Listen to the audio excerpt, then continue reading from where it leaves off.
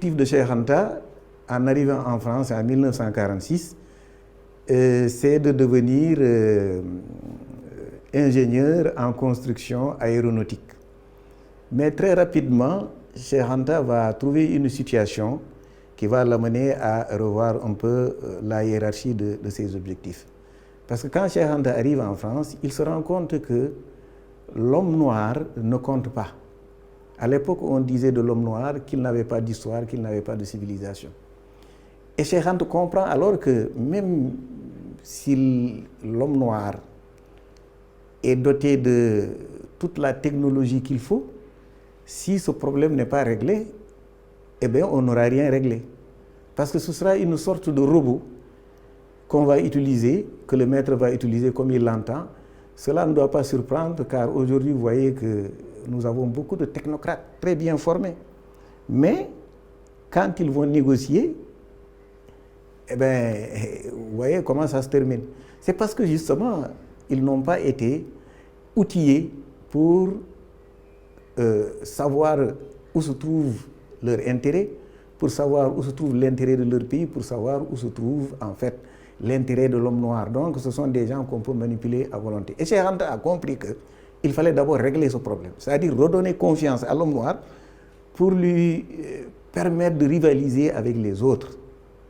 Et pour cela, il va s'orienter vers la philosophie. Il va faire une licence de philosophie qu'il termine en 1948. Donc au bout de 2 ans, il boucle sa licence de philosophie, parce que c'est avec la philosophie qu'il pouvait effectivement affronter ses contradicteurs lors des débats, etc. Parce qu'il faut être bien formé pour pouvoir donc entamer le combat qu'il voulait entamer. Et il s'orientera vers l'histoire, parce que l'histoire, c'est également une autre discipline qui vous permet de comprendre la marche du monde. Parce que tout se déroule dans l'histoire. Et dans l'espace, j'aurais pu ajouter, voilà pourquoi on a couplé l'histoire et la géographie.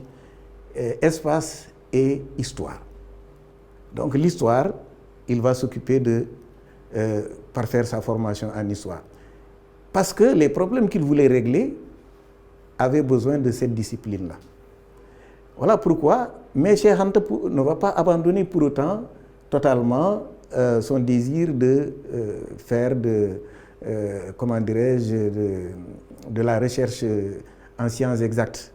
Voilà pourquoi, parallèlement à ses orientations en philosophie et en histoire, il va faire également une formation en sciences physiques et en chimie. Il va se spécialiser en physique nucléaire et ce qui lui permettra d'ailleurs par la suite de faire fonctionner le laboratoire de radiocarbone quand il rentrera au Sénégal.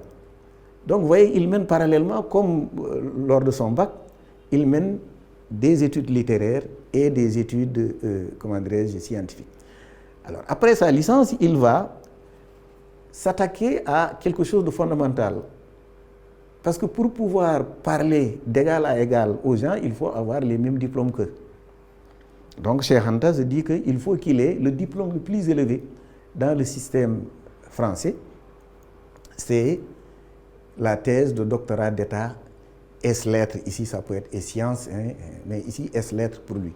Voilà pourquoi, dès 1949, il va s'inscrire à la Sorbonne et il choisira comme sujet de thèse principal, parce qu'à l'époque il y avait un sujet principal et un sujet, disons, secondaire ou complémentaire.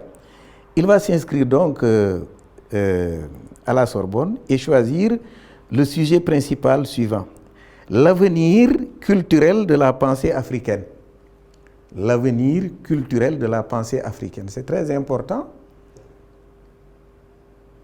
Au moment où on disait que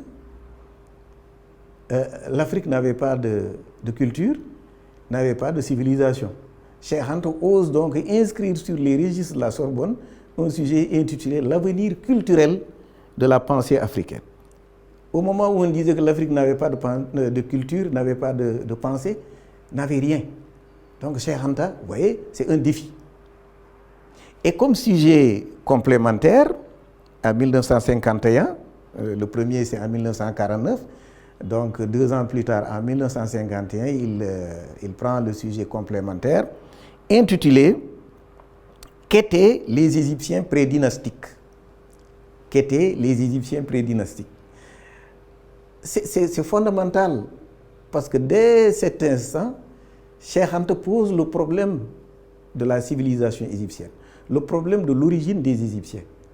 Ceux qui seront à l'origine de la première civilisation au monde. Ceux qui ont inventé l'écriture, même si on a tout fait pour dire que ce ne sont pas eux, que l'écriture a été inventée en Mésopotamie.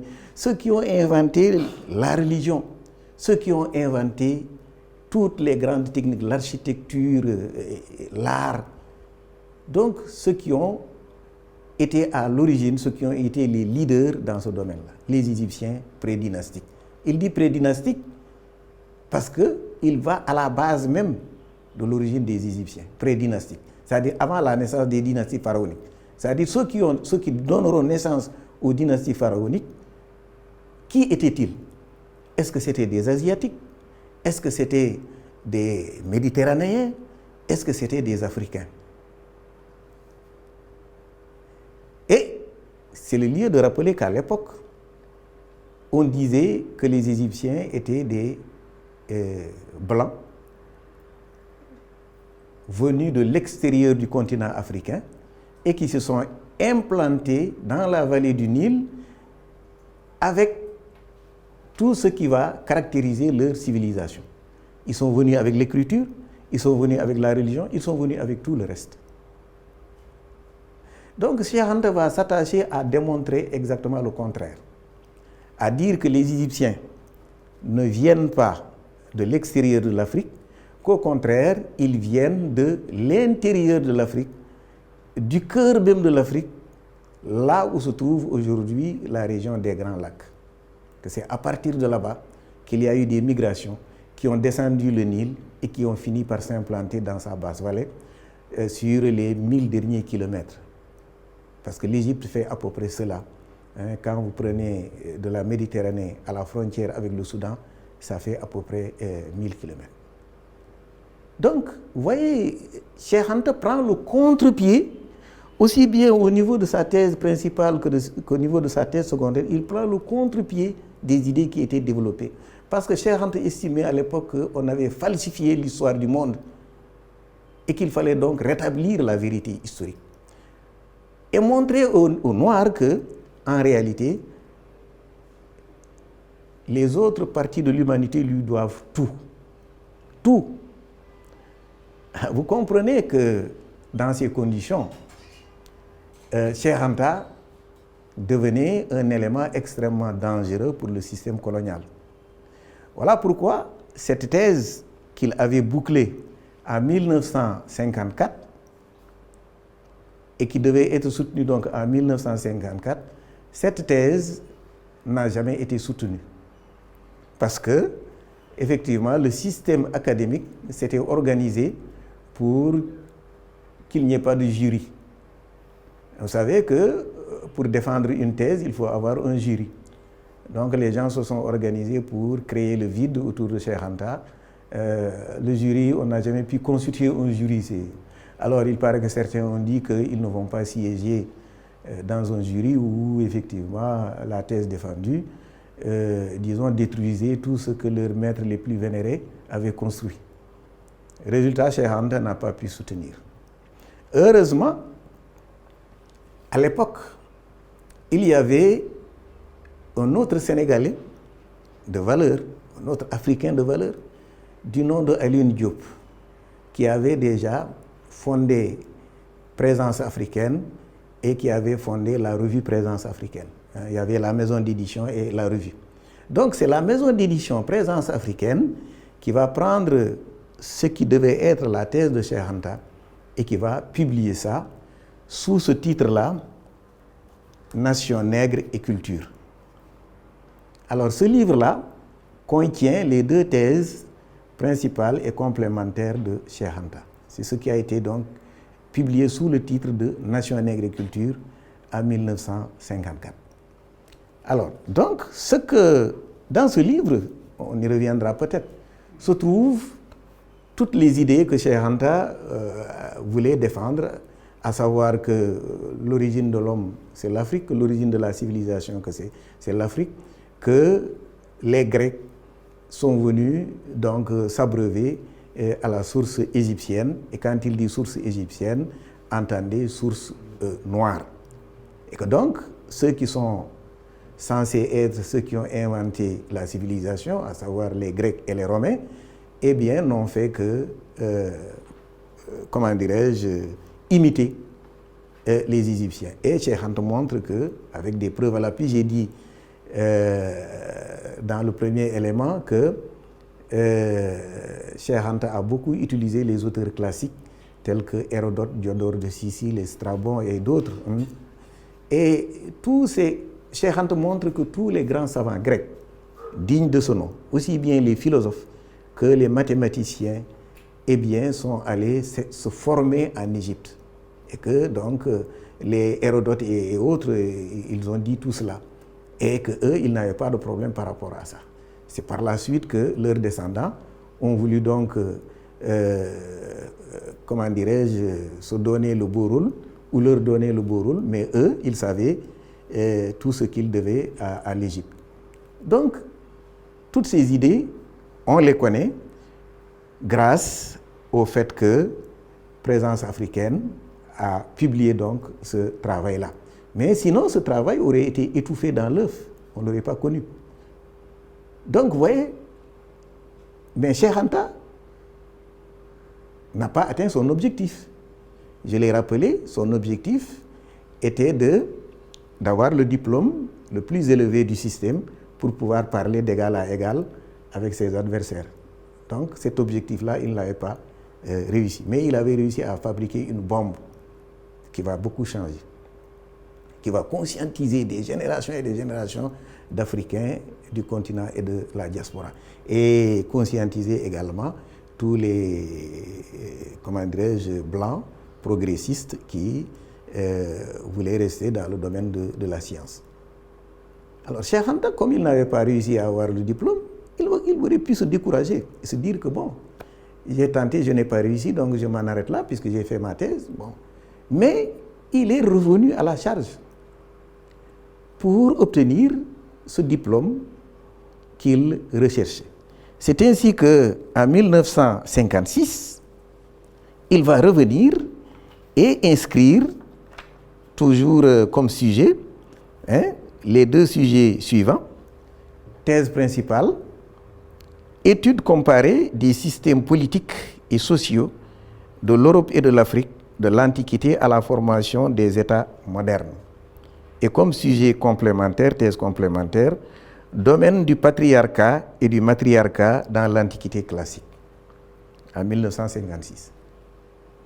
Donc, vous voyez, Cheikh Anta, c'est quelqu'un d'extrêmement courageux. Parce que la thèse de doctorat d'État, mais rares sont les universitaires qui la font. Et ceux qui la font, ben, ils la font une fois, ils ne la font pas deux fois. Parce que c'est tellement lourd, c'est tellement exigeant que finalement, ben, y en a qui ne la font jamais, ou ceux qui la font une fois. Alors Cheikh Anta va la faire deux fois. Il revient donc avec ces deux sujets. Et en 1960, exactement le 9 janvier 1960, il va soutenir enfin sa thèse de doctorat d'État, ès-lettres. Les gens vont lui donner la mention honorable parce que ils veulent toujours le sanctionner. Bon. Mais avant de revenir sur l'interprétation de la mention, disons que Cheikh Anta, les deux sujets qu'il a pris, eh bien, sont un peu loin de l'Égypte, puisque dans le premier, il disait, dans la thèse secondaire, il disait qu'étaient les Égyptiens prédynastiques. Ici, il ne parle plus d'Égypte. Mais ce n'est qu'apparent. Ce n'est qu'apparent. Je vais vous expliquer pourquoi.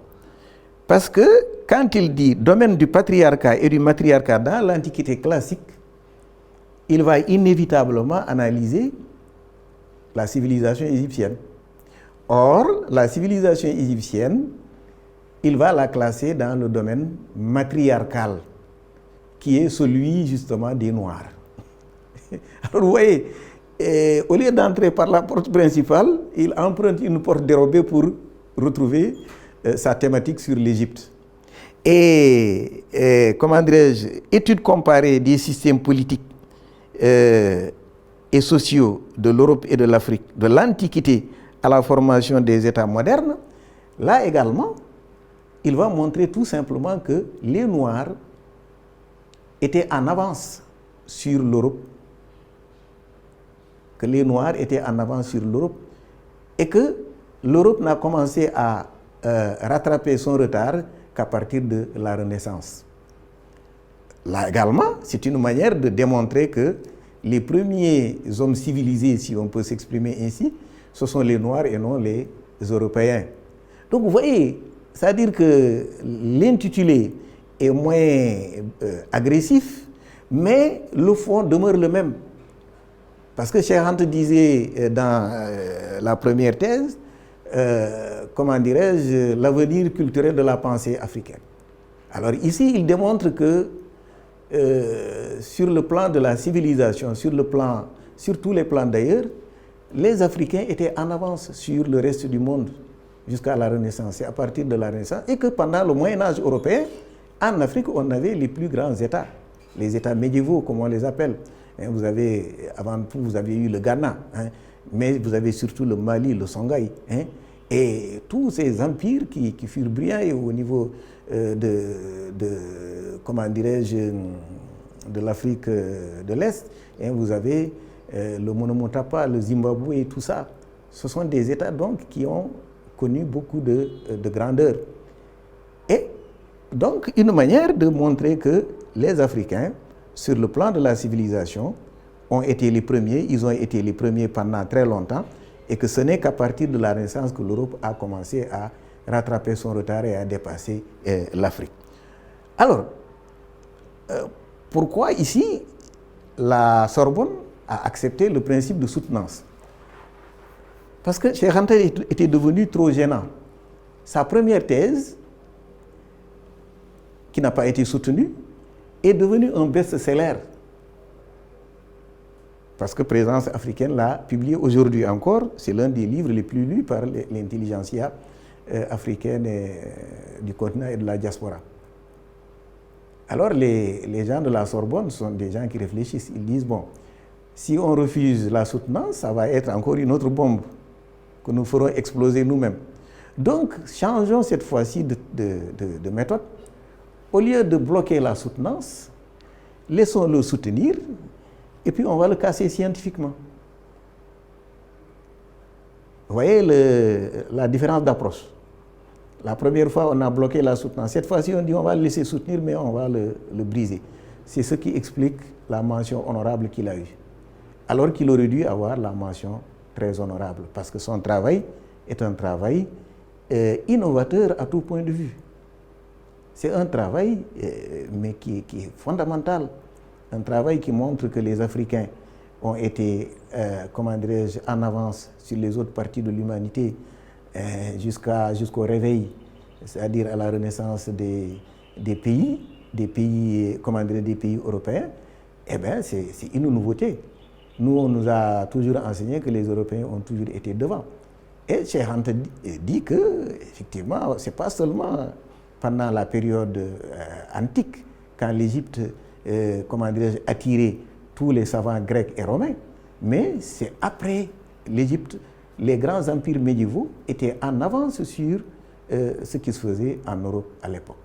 Donc vous voyez un travail très important, et en montrant que le matriarcat, le système matriarcal ou matrilinéaire était un système qui prévalait justement dans des formations sociales où effectivement la nature était plus ou moins clémente, où l'homme pouvait se nourrir sans trop de problèmes et où donc l'homme avait tendance à être généreux, contrairement à ce qui se faisait dans des endroits où la nature est hostile. Hein, vous voyez, vous avez certainement l'image du renard et du corbeau, hein, ou, non, plutôt de la cigale et de la fourmi. Hein, vous voyez, il faut accumuler pendant l'été et pendant l'hiver, vous ne pouvez plus rien faire. Donc, si vous n'avez pas pris le soin d'accumuler comme la fourmi, vous mourrez de faim. Donc, vous voyez, Cheikh Anta, en montrant cela, mais a fait franchir à la science un bond énorme. Hein. Donc, voilà pourquoi les gens, tout en le laissant soutenir, on dit qu'il n'a pas encore renoncé à sa volonté de nous humilier. Donc, il faut le bloquer. On lui donne mention honorable.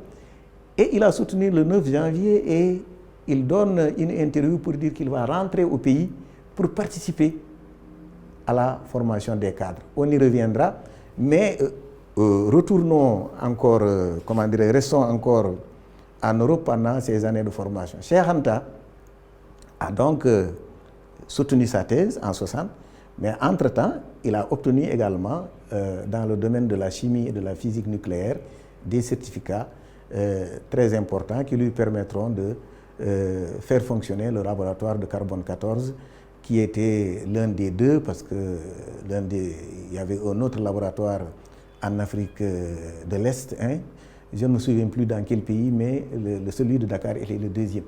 Donc, voilà ce que Cheikh Anta a fait sur le plan intellectuel. Donc, il a continué à se former dans les deux domaines, sciences sociales et sciences exactes. C'était une sorte d'encyclopédiste. Cheikh Anta et philosophie, histoire, égyptologie, hein, puisque linguistique, hein, tout cela, il va, parfaire ses connaissances dans ces domaines-là. Voilà pourquoi il dit dans l'ouvrage la préface à l'ouvrage de Théophile Obenga, l'Afrique dans l'Antiquité, c'est dans la préface, il s'adressant à la jeunesse africaine, il dit « Armez-vous de la science jusqu'aux dents pour pouvoir effectivement arracher votre passé qui a été falsifié. Armez-vous de la science jusqu'aux dents. » Alors, ce n'est pas un slogan, c'est quelque chose qu'il s'est appliqué lui-même. Parce que, comme je l'ai dit, moi, j'ai fait une thèse de doctorat d'État. J'ai fait une thèse de 3e cycle. Mais une thèse de doctorat d'État, quand vous la faites, mais vous êtes lessivé. Hein, et vous êtes content de la terminer, mais Cheikh Anta, lui, puisque la première thèse n'a pas été acceptée, il s'est remis au travail et il a fait une deuxième thèse. Donc c'est quelqu'un qui a fait 2 thèses, qui s'est armé de la science jusqu'aux dents. Mais cela ne l'a pas empêché de militer également sur le plan politique. Parce que Cheikh Anta a milité, au sein de toutes ces organisations progressistes, hein, qui luttaient contre le colonialisme, qui luttaient contre le racisme. Et c'est ainsi qu'il a milité justement au niveau du RDA. Il a même dirigé, les jeunesses RDA à l'époque, je crois, jusqu'en 1953. Et donc, il était de tous les combats. Et c'est quelqu'un qui a défendu très tôt l'idée de l'indépendance. L'idée de l'indépendance, Cheikh Anta y a toujours cru. Et pour préparer l'indépendance précisément, pour que l'indépendance se fasse dans de bonnes conditions, qu'on ait une indépendance efficiente, Cheikh Anta a dit et écrit un livre justement qu'il a dédié à ça, on pourra y revenir si vous voulez. Voilà. Donc ce livre-là a été écrit en 1960, justement pour préparer les indépendances. Et Cheikh Anta était contre justement cette idée qui consistait à dire on va vous amener progressivement vers l'indépendance dans le cadre de la communauté. Il était contre la communauté, contrairement à certains dirigeants africains. Mais Cheikh Anta disait que si l'Afrique veut avoir une indépendance digne de ce nom, une indépendance qui va lui permettre de régler ses problèmes, il faut que l'Afrique aille à l'indépendance dans le cadre d'un État fédéral. Ça aussi, ça fait partie de ces combats en France. Donc, lui, il était convaincu que seul l'État fédéral pouvait régler les problèmes de l'Afrique. Bon, et il a expliqué pourquoi. Il dit que sur le plan culturel, l'Afrique, il y avait une unité, l'unité culturelle de l'Afrique. Et que sur le plan des ressources, l'Afrique n'était pas démunie. Au contraire, l'Afrique avait tous les atouts dans ce domaine-là. Et aujourd'hui, on se rend compte que, effectivement, les théoriciens les plus avisés disent que l'Afrique est le continent qui, aujourd'hui, a pratiquement toutes les ressources dont on a besoin pour le développement du monde. Donc, voilà ce que Cheikh Anta a fait pendant son séjour en Europe. Bon, bien sûr, c'est un autre aspect. Cheikh Anta s'est marié. Et il est allé là-bas. Bon, c'est ce que je dis souvent aux jeunes. Eux, quand ils partaient en bateau, par bateau. Et une fois que tu es arrivé, eh bien, tu ne reprenais le bateau qu'après avoir terminé tes études. Donc, ils étaient là-bas. Et à l'époque, il n'y avait pas beaucoup d'étudiantes. Il y avait essentiellement des étudiants. Et donc, quelqu'un qui pouvait mener une vie équilibrée, qui voulait mener une vie équilibrée, eh bien, acceptait souvent de se marier. Et c'est comme ça qu'il a épousé, comment dirais-je, une dame du nom de Louise Marie Maes, bon, qui a pris son nom, on l'appelle Louise Marie Diop Maes, en 1953. Et c'était une militante également et une personne qui était également très instruite parce qu'elle avait un diplôme supérieur en géographie. Et avant sa mort, elle écrira un livre très important sur l'Afrique. Donc elle a enseigné ici quand Cheikh Anta est rentré avec elle. Elle a enseigné l'histoire et la géographie. Et donc il s'est marié là-bas et il a eu 3 enfants.